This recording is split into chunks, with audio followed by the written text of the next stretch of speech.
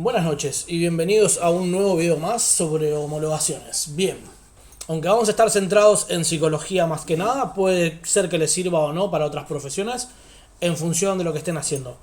Es muy habitual en los grupos que nos pregunten una y otra vez qué documentación es necesaria para homologar, cuál es necesaria para la equivalencia, que haya algunas confusiones, sobre todo bastante lost in translation, porque no es lo mismo como podemos llamar en Argentina, en Venezuela, en España y en Colombia, algunos documentos que son lo mismo. Tampoco es la misma forma en la que las universidades, cuando uno solicita para homologar en otro país la documentación, la presentan. Entonces, hay que entender qué es necesario, al menos a nivel conceptual, qué es lo mínimo que necesitamos, para luego poder evaluar si lo que nos entregaron, todo junto o por separado, lo cumple o no. Uno de los primeros problemas que está sucediendo con el nuevo Real Decreto y la sede electrónica y demás es que antes vos ibas con tus papeles a una sede, un funcionario miraba y si te faltaba algo te lo decía, ¿no? Tenías como una asesoría previa o una asesoría en el momento de presentar el trámite que te podía permitir corregir cosas. Ahora la gente sube las cosas por su propia cuenta y ese expediente puede estar incompleto, o puede haber documentación que esté incompleta, o puede faltar una apostilla, no hay nadie que te asesore, y esto lo que genera es que los requerimientos vengan después, ¿no? Entonces no podés corregir a tiempo. Lo cual puede ser un problema, porque si estás presentando todo justo antes de migrar, cuando te vengas te va a ser mucho más difícil conseguir lo que te falte, porque ya no estás en tu país. Entonces, por otro lado, hay otro gran problema también, que es que antes había instructivos muy claros en internet, sobre todo cuando era el Ministerio de Educación, y hoy por hoy el formulario donde uno adjunta las cosas tiene 3 campos que no son muy claros, no explica mucho lo que necesitas, y en el caso de psicología hay un tercer campo donde encima se te pide algo que no ni siquiera es necesario, ¿no? Donde se vuelve a subir documentación que ya tenías. Entonces, una de las cosas que necesitas hacer, por ejemplo, es fusionar con programas como iLog PDF, varios PDFs para armar un solo documento. Entonces, bueno, vamos a intentar hacer una pequeña desambiguación o un pequeño taller así en vivo, rápido. Espero que no se me estire como todos los demás videos. Entonces, bueno, vamos a empezar paso a paso. Lo primero que necesitas es lo que querés presentar para tu homologación. Entonces, ¿no? Pues esto siempre recordémoslo, no se homologa tu título, sino que homologás una profesión regulada española. Entonces, elegís de una lista la profesión regulada, en el caso nuestro es psicólogo general sanitario, y presentás algo para homologar, ¿no? Para mostrar lo que sabes, para homologar a profesión de psicólogo general sanitario. Bien, ¿qué presentás? Títulos. Entonces, lo primero es tu título. Obviamente, el de licenciado en psicología, o el de licenciado y un máster, o 2 máster, lo que tengas, el doctorado, todo lo que vos quieras adjuntar que sume méritos para esa homologación que querés hacer, ¿no? Entonces, bueno, lo primero, obviamente, esto es súper claro, presentás el título, lo tenés que tener, si está en trámite, sabemos que muchas veces te preguntan, ay, me acabo de graduar, me va a tardar un año, no, título en trámite, al menos si no sos de Europa, no sirve, de Europa habría que verlo, no es mi caso. Entonces, título, obviamente, legalizado para que sea válido a nivel nacional en tu país, y luego con la apostilla de la Haya. Si sos de un país, por ejemplo, como Cuba, que no ha firmado el convenio de la Haya, vas a tener que ir a compulsarlo a la embajada española y todos estos trámites distintos que no es el caso, por ejemplo, ni de Argentina, de Colombia, Chile, Uruguay, México y demás, ¿no? Entonces, lo primero es el título, esto es muy claro, no hay muchas dudas. Luego, y aquí viene el primer problema, luego lo que requerís es lo que en España se llama expediente académico. Y acá empezamos con los problemas. ¿Por qué? Porque en Argentina, por ejemplo, no se llama expediente académico, se llama analítico o analítico de notas. Y en otros países se puede llamar de otra manera, ¿no? Entonces, ¿qué sería un expediente académico? O lo que en Argentina llamamos analítico. Es el documento donde consta tu recorrido académico a lo largo de la carrera con las notas que has sacado, ¿no? Entonces, yo ahora les voy a mostrar el mío para que... A ver, no... Para que lo veamos, ¿no? Esto, por ejemplo, certificado analítico en Argentina, ¿no? Entonces puede ser el analítico de notas, expediente académico. Esto es un certificado, ¿no? Donde están todas las notas que vos te sacaste, la cantidad de veces que rendiste. Tienen que estar los aplazos también, o sea, no puede estar editado. Y obviamente tiene que tener el promedio académico de toda tu carrera, ¿no? ¿Cuánto es la nota? En Argentina lo damos con y sin aplazos. Hay países que esto no lo hacen. Y acá viene la primera salvedad. Esto es bastante claro, sería el expediente académico, tu recorrido por la carrera y demás. Pero vos vas a ver que tu expediente tiene números, ¿no? ¿Y qué pasa? En España se aprueba con 5. Hay países donde se aprueba con 7, hay países donde se aprueba como Argentina con 4, pero ese 4 suele ser el 70% o el 60% de los contenidos, entonces sería un 6 o un 7 de España. Entonces, bueno, más allá de la conversión de notas, que esto es otro tema, es un trámite aparte, que es la equivalencia de nota media, debería haber algo que es lo que se llama escala de notas, que algunas universidades lo entregan como parte del analítico o del expediente académico, pero otras no. O sea, es un documento que tiene una entidad propia y la escala de notas lo que hace es convertir tus notas numéricas a palabras, para saber, por ejemplo, con cuánto se aprueba. Esto, por ejemplo, si vos sos de la Universidad Nacional de Mar del Plata, como es mi caso, no viene en el analítico. Entonces, para que ustedes imaginen, un funcionario español agarra mi expediente y dice, bueno, José María tiene un 7. ¿Qué es un 7? No se sabe. Bueno, la escala de notas es esto. Acá ustedes lo ven, que dice, un 7 y un 6 es bueno, un 8 y un 9 es distinguido, un 10 es sobresaliente. Este documento en la Universidad Nacional de Mar del Plata no viene en tu expediente académico, por ejemplo. Vos lo tenés que pedir aparte. Entonces, si vos no lo tenés, ¿cuál es el problema? Basta tener un requerimiento. ¿Por qué? Porque el funcionario que se sienta en el ministerio va a ver tus notas y va a decir, buenísimo, esta persona acá se sacó un 4. Pero no me dicen que es un 4, entonces quiere decir que desaprobó. Y en tu universidad por ahí con 4 estabas aprobado. Y ese 4 era un 70% de la nota, no era un 40% de la nota como en España.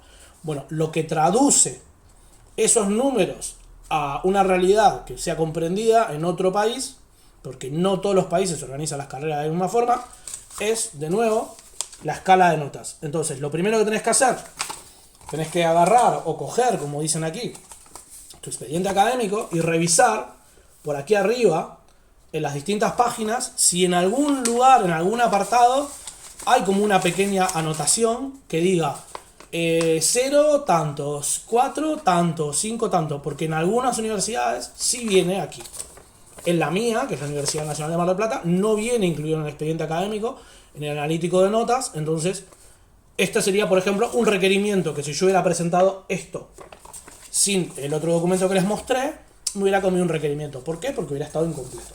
Entonces, este sería el paso 2. Es la documentación que demuestra tu recorrido a lo largo de los años en la universidad, con sus notas y con la documentación, con los aplazos también, ¿no? Todo lo que hayas sacado. Bien, lo siguiente es el plan de carrera, que no es lo mismo que el analítico. Esto también lo tienen que tener en cuenta, porque esto lo tienen que tener en cuenta también, porque no es lo mismo que ustedes entreguen su recorrido académico que dice, esta persona en tal año hizo esta asignatura, esta otra, se sacó tanto, tanto, tanto. Eso no demuestra la cantidad de horas que tiene cada asignatura, ni la cantidad de horas totales de la carrera. Entonces, eso otro, que tiene varios nombres y que no son los programas, porque esta es otra confusión que suele haber, puede llamarse plan de carrera, plan curricular, la currícula, el currículum, dependiendo de nuestro país va cambiando. Esto otro, a ver que lo tengo por aquí, es un documento de 2 páginas, no más, por lo general, que resume el contenido de los programas. Entonces mucha gente dice, tengo los programas, ya está. No, ¿por qué? Porque el funcionario no va a leer las 400 o las 500 hojas para abstraer y hacer un cuadro sinóptico de cómo está organizada tu carrera en años. Entonces, bien, ¿qué es el plan curricular? El plan curricular es esto, que dice, primer año, primer cuatrimestre, introducción a la psicología, filosofía del hombre, epistemología general, historia de la psicología, antropología, biología, introducción a la investigación, grupo de reflexión para el aprendizaje de la psicología. Bien, entonces, dice, o los semestres, o cada año, cuáles son las asignaturas, cuántas horas dura cada asignatura y sus en algunos casos sus correlatividades. Por ejemplo, en la mía segundo año, primer cuatrimestre, Sistemas Psicológicos Contemporáneos 1. Y es correlativa con Introducción a la Psicología, Filosofía del Hombre, Epistemología General y Historia Social de la Psicología. Entonces, si yo no hubiera probado esas, no la puedo hacer. ¿Esto qué es? Esto permite que el funcionario rápidamente tenga un pantallazo de cómo está organizada esta carrera, cuáles son sus asignaturas. Entonces, bueno, tiene estas 42, estas 44 asignaturas, divididas en estos 5 años y medio. Perfecto.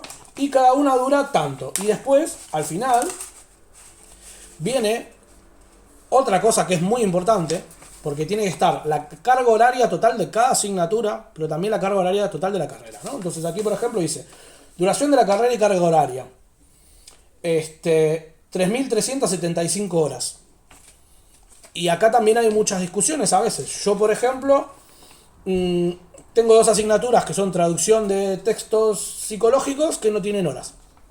Entonces, lo que yo haya tardado en hacer esas 2 asignaturas no me figura. Después, por ejemplo, trabajo final de investigación. A mí me figuran 200 horas.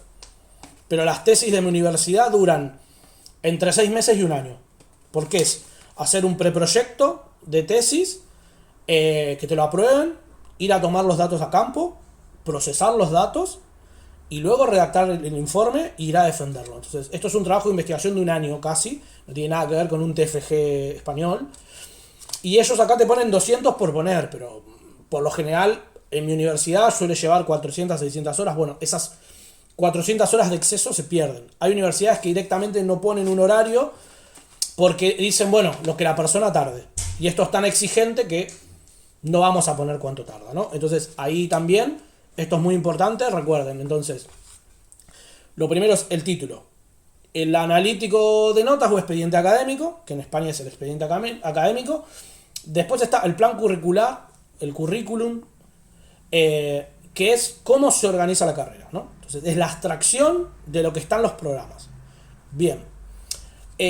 Y luego, si es homologación, si es equivalencia, no hace falta, sí vienen los programas, ¿no? Entonces, cuando hablamos de programas, que también se pueden llamar, para evitar estos lost in translation, los pensums, los syllabus, ya no es cómo se organiza la carrera, es cómo se organiza cada asignatura. Es qué ves en cada asignatura, qué ves en Historia Social de la Psicología, qué ves en Biología Humana, qué ves en Neuropsicología, porque los nombres son muy lindos, pero en Psicología del Desarrollo hay muchas cosas que podemos ver, ¿no? En teorías del aprendizaje también. Entonces, ¿qué autores?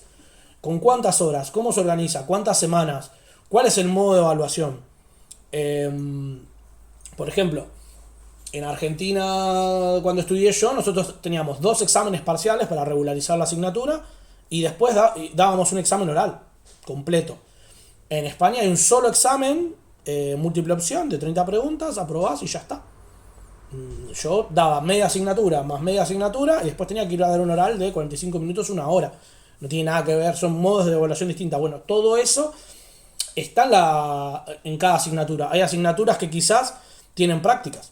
Nosotros, por ejemplo, teníamos 5 asignaturas de doble carga horaria. Esto quiere decir que en vez de ser semestrales, la carga, la intensidad coincidía con una anual, pero comprimida a un semestre. Entonces teníamos el doble de prácticos, el doble de teórico. Pero además, íbamos a campo. Entonces yo, por ejemplo, en psicología comunitaria, en psicología clínica, psicología educacional, psicología jurídica y psicología laboral, tuve que hacer 60 horas de práctica en terreno en cada una, para luego, eligiendo 3 asignaturas optativas, ir a la residencia de pregrado, que era la residencia ya en un ámbito concreto. Pero antes de ir al ámbito concreto tenías que pasar, ¿no?, por todos los ámbitos. ¿Por qué? Porque el título, al ser generalista, te forma para todo, no solamente para la residencia en clínica que estás haciendo, ¿no? Entonces, bueno, tenías que saber un poco de educacional. ¿Cómo? Yendo a trabajar a un colegio, a un gabinete de orientación educacional durante al menos 60 horas. Y arriba de esas 60 horas iba la redacción de informes que dieran cuenta de que vos habías ido. Porque al docente no le servía que vos vinieras con la planilla firmada por la directora del equipo de orientación educacional. Tenías que demostrar que habías aprendido. Entonces, cada semana que ibas tenías que presentar un informe y luego terminar ese informe hacías una monografía. Bueno, toda esa explicación de la forma de evaluar va en el programa, en el pensum o en los syllabus de cada asignatura. Esto también es necesario para la homologación, porque en caso de que ANECA te diga que te falta algo, la forma de pelearte y decirle no me falta, revisen en mi programa, en la página 45, son esos programas, ¿no?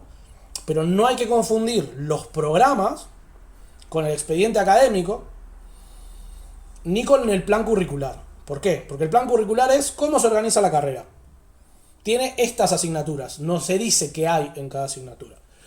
Después está tu recorrido dentro de esa carrera, que es tu expediente académico, tu analítico de notas, y después están los programas de cada asignatura. Son conceptos distintos, y también está, recuerden, la escala de notas, y todo esto, algunas universidades los meten todos juntos. Entonces vos decís, quiero homologar, y te dan un tocho así, lleno de cosas. Y vos por ahí decís, está todo. No, lo que tenés que revisar es si dentro de todo eso tenés, por un lado, tu recorrido académico en esa carrera, tu expediente, si está cómo se organiza la carrera, porque la persona no va a adivinar de tu expediente cuál es la organización de la carrera, ni tampoco va a ser, de nuevo, no va a ser un cuadro de síntesis sacándolo de cada programa. ¿Por qué? Porque son 400 hojas. Entonces, si tu carrera tiene 42, 46 asignaturas, la persona no va a leer todo eso, mucho menos sabiendo que ANECA al experto evaluador externo le paga 50 euros por expediente que analiza. Imaginen ustedes a un profesor asociado o un catedrático de una universidad que esté inscripto como evaluador externo de ANECA y le pagan 50 horas por expediente, ni de casualidad se va a leer todos los programas. Y esos son los problemas que hay hoy por hoy, ¿no? Me dijeron que no me homologan, presento una alegación y me dicen homologación directa. Y vos decís, ¿cómo? No lo habías leído. Efectivamente, no lo habían leído. Entonces, recuerden que lo necesario es esto. Y por último, hay algo que es muy interesante, si lo pueden conseguir, algunas universidades se los van a dar, otras no, porque lo consideran una obviedad. Si les pueden redactar una carta, ¿no? Un último papel que dice que el título de ustedes habilita a cursar estudios de posgrado, maestría y doctorado, genial, porque eso está demostrando el nivel académico de sus estudios. Más allá de que si tengo un título debería sobreentenderse, como cada país puede organizar distintos los requisitos de acceso, tenerlo siempre es mejor que no tenerlo. Esto por un lado. Y por otro, si pueden también tener, como tengo yo acá, una nota, ¿no? Que dice qué hacías en tus prácticas de la residencia, ¿no? Lo que España llama prácticas, nosotros en Argentina llamamos residencia de pregrado. Cuántas horas duró, cuáles fueron las intervenciones que realizaste, en qué contexto y tal, mejor también. ¿Por qué? Porque el programa de residencia que vos puedas tener, de nuevo, va a ser general, no habla de lo que vos hiciste. Entonces, si se puede lograr que tu jefe de residencia, tu tutor, redacte 2, 3 hojas explicando qué fue lo que hiciste durante la residencia y la universidad te lo selle, mejor también, porque es una demostración de si esas horas fueron realmente clínicas, si fue intervención participante o si solamente estuviste observando pero no podías participar. Todo esto que te digan suma. Entonces recuerden, título, sí o sí, obviamente todo lo que dijimos va apostillado. El título no tiene muchas vueltas. El analítico o expediente académico, de nuevo, el recorrido de ustedes a lo largo de la carrera, tanto con los aprobados, con los aplazos y con el promedio total de la carrera, ¿no? La nota media, como llaman en España, en Argentina es el promedio. Bien, esto tiene que tener sí o sí la escala de notas, que es lo que traduce de números a palabras. Si no hay escala de notas, es un documento aparte, hay que pedirlo. Después, el plan curricular o el plan de carrera o la currícula de la carrera. De nuevo, cómo se organiza la carrera en años, semestres, correlatividades, la cantidad de horas de cada asignatura y la carga total horaria de la carrera. ¿Por qué? Porque de nuevo, si está incompleto puede haber un requerimiento. ¿Por qué? Porque, por ejemplo, en algunos países el documento que te entregan dice esta asignatura tiene una carga de 6 horas semanales. Perfecto, lo agarra el funcionario español y dice 6 horas semanales. ¿Cuántas semanas tiene un semestre? No lo sé. Si no lo sé, no puedo hacer 6 por 10. Son 10 semanas, 6 por 10, 60.